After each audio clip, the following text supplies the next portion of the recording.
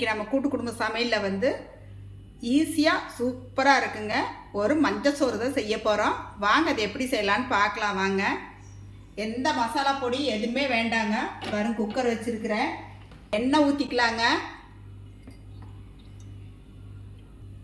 கடுகு சீரகம் ரெண்டும் போட்டுக்கலாங்க. கடலைப்பருப்பு உளுந்து பருப்பு ரெண்டையும் போட்டுக்கலாங்க. வரமிளகா பச்சை மிளகா ரெண்டையும் போட்டுக்கலாங்க. பொடியை நறுக்கின பூண்டு, பெரிய வெங்காயங்க பொடியை நறுக்கிருக்கிற இதையும் போட்டுக்கலாம். பொடியை நறுக்கின தக்காளி பழம் போட்டுக்கலாம்.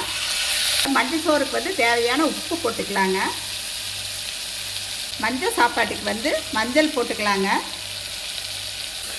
நல்லா வந்து வணங்கி வந்துட்டு பாருங்கள். தண்ணி ஊற்றிக்கலாங்க.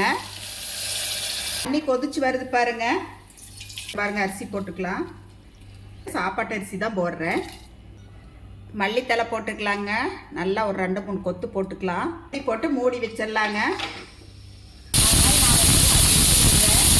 கேஸ் போயிடுச்சுங்க. இதை ஓப்பன் பண்ணி பார்த்துக்கலாம். சூப்பராக இருக்குது. அப்புறம் நம்ம மஞ்சள் சோறு வந்து சூப்பராக ரெடி ஆயிடுச்சு பாருங்கள். எவ்வளோ சூப்பராக இருக்குது. இதே மாதிரி நீங்களும் உங்கள் வீட்டில் செஞ்சு சாப்பிட்டு பார்த்துட்டு எப்படி இருக்குன்னு சொல்லி சொல்லுங்கள். நன்றிங்க.